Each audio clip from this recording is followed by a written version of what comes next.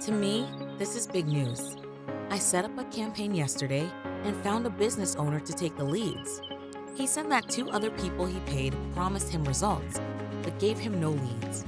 And they still took his money. So he's got some serious trust issues. But after our convo, he wasn't as aggressive and he even told me thank you. He said he appreciated me calling and that he's looking forward to making some money. It's still the very beginning, but it feels good just to see a difference in the direction I'm headed. It's a positive one. I appreciate you guys for all the advice on how to get a prospect to say yes. Hey, what's up guys? Phil here. Joined Swag a few months ago, set up my Swag site on Snaps that I built myself. Didn't do much to optimize it. No backlinks, really just some content on there. Didn't even hit 1,000 words. Then forgot about it because I was kind of doing lead gen stuff. And then a week or two ago, someone reached out to me via email because he found my email on the site and asked for a quote on a lot of swag items. So just got that order in, $5,000 deal. And he said that's a small order. If he likes the quality, he's going to order a bigger one. Got to get on that swag train, baby.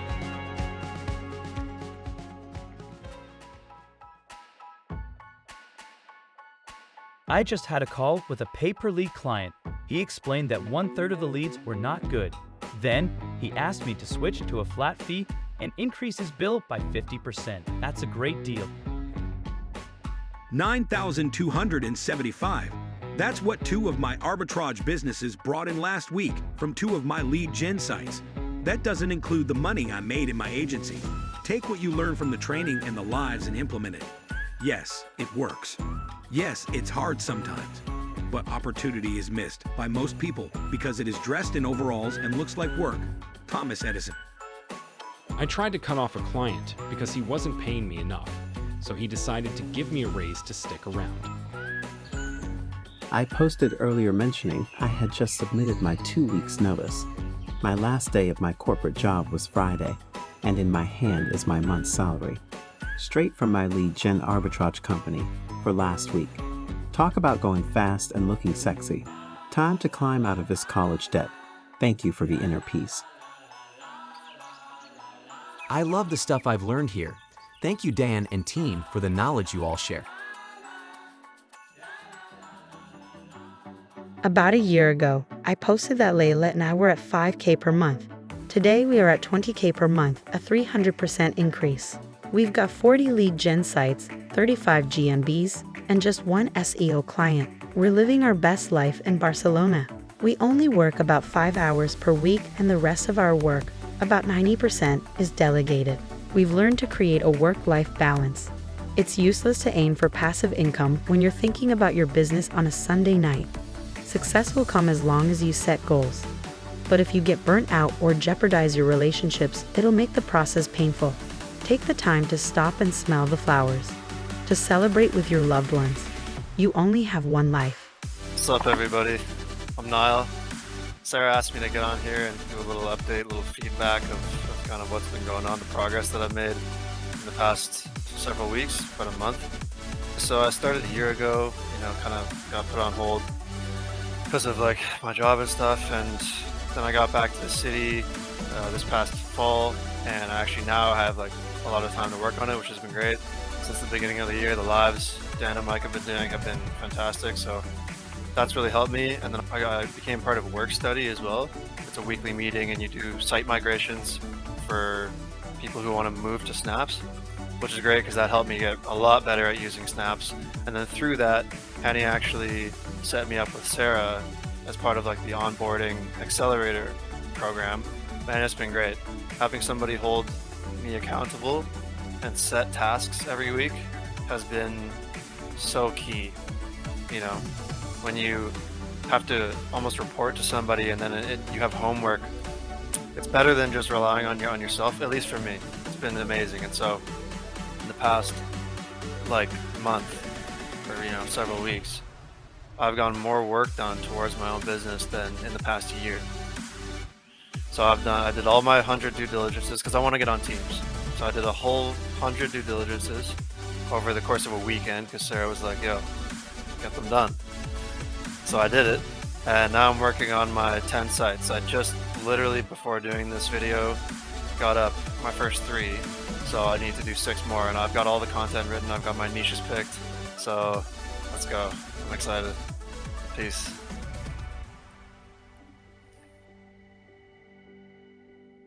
I'm grateful I could finally be one of the people to put up a post like this. I sold my first flat fee deal. I've been treating flat fees like an unobtainable goal. But if you've got someone who sees the value, then it's a really easy sell.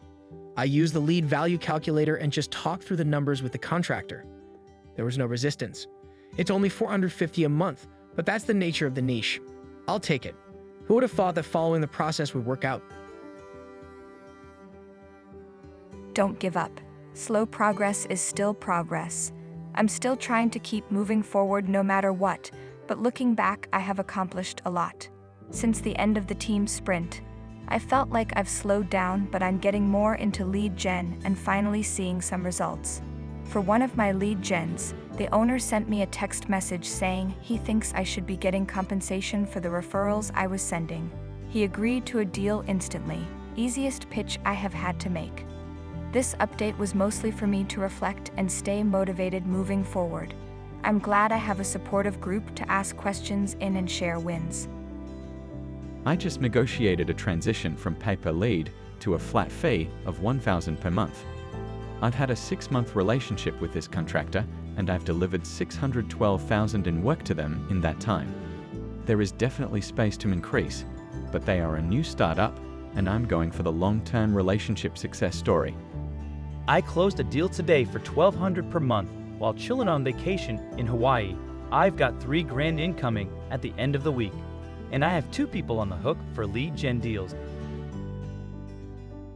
So for the last 2 years, I've had one lead gen client at $100 per month, mostly because of my lack of confidence due to the lack of reps in this business and because of fear of failure and rejection. These past 2 months, I've had a mindset shift. I started speaking to myself differently, telling myself every day that I am a champion and that God built me for greatness. I have learned how to shut down that little voice in my head.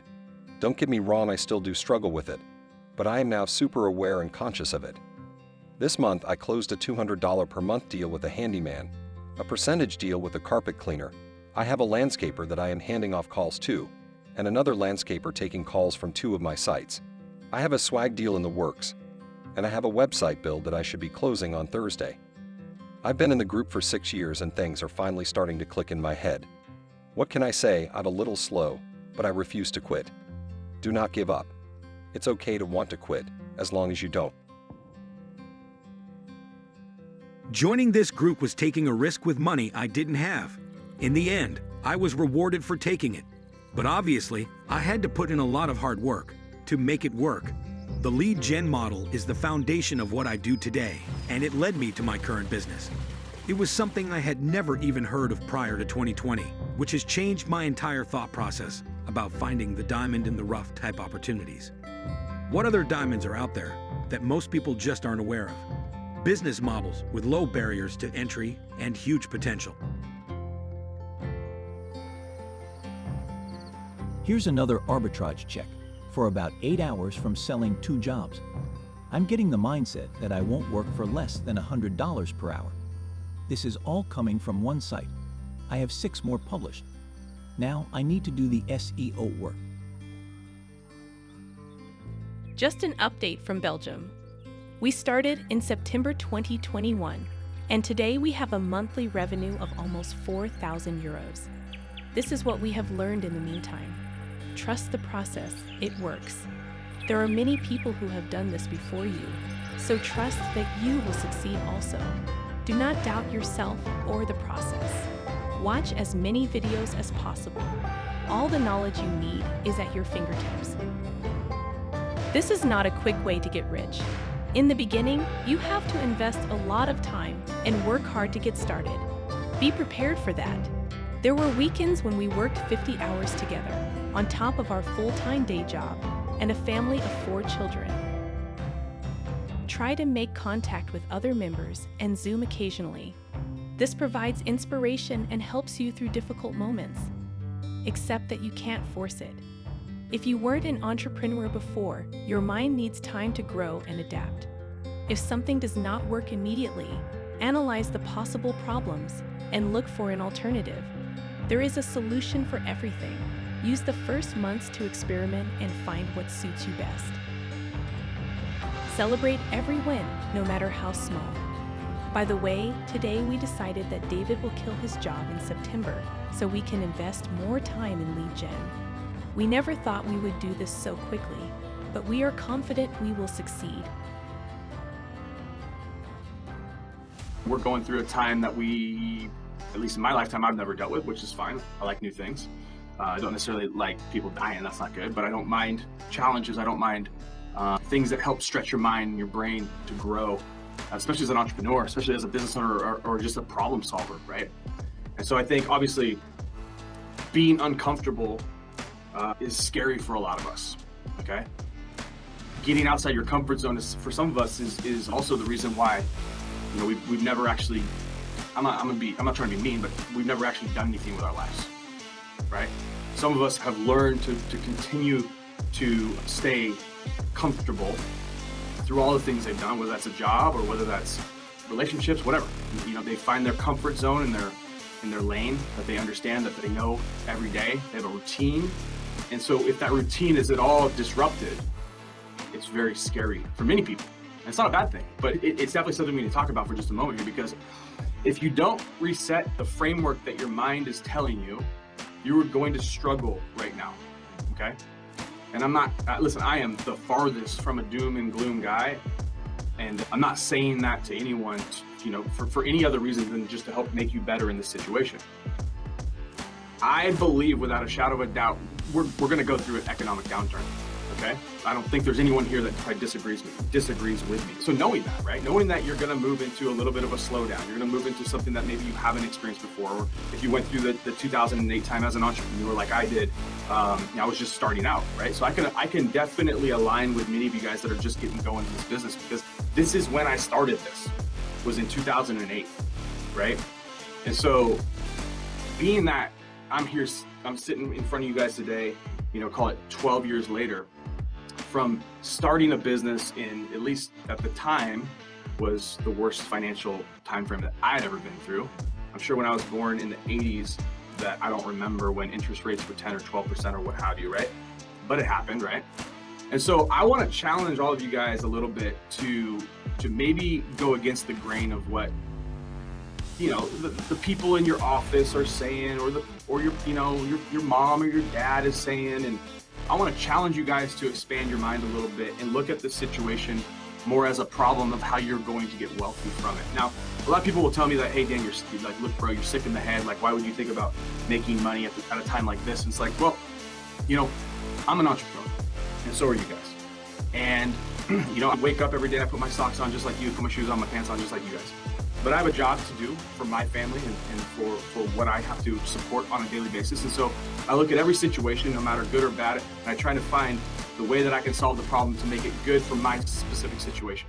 And I want to hopefully train you guys to do the same. And so, like, from the moment I woke up today, you know, I get messages. Some of you guys message me, scared, you know, not sure, worried. These are normal human emotions when something different is coming down the pike that you've never experienced before. Okay? It's also the reason why I think in a group like this, surrounding yourself with the right types of people, the right mindsets, the people that will encourage you to not do what the masses are going to do, which is run for the hills. Okay?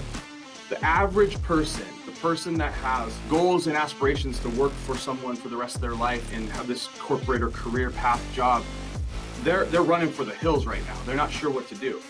Because in all reality, they've never taken the time to slow down like you guys have to develop new skill sets. They say one of the best things you can do when the potential of a recession is coming down your way, or an economic slowdown, is develop more skill sets. You can Google this, you can see it over and over and over. One of the most important things that you can be doing in an economic slowdown is to be developing new skill sets. That means a lot of different things, but the bottom line is the people that are more skilled, the people that have more abilities, okay, the people that have spent the time, the energy, the effort to develop other areas of their expertise that they can bring to the marketplace for value, for money. These people are always going to be okay. Right? These people are never going to sit back and let life happen to them, right? These people are the ones that are taking control of what they do and who they do and the money they're going to make. They don't let the government be the one that's going to dictate how much they're going to get this week or next week or what have you, right? And that's for some of us, you know, we grew up in situations where maybe that we come from families where, you know, the government was able to take care of us, and that's all good. But that was then. That was the past. This is now.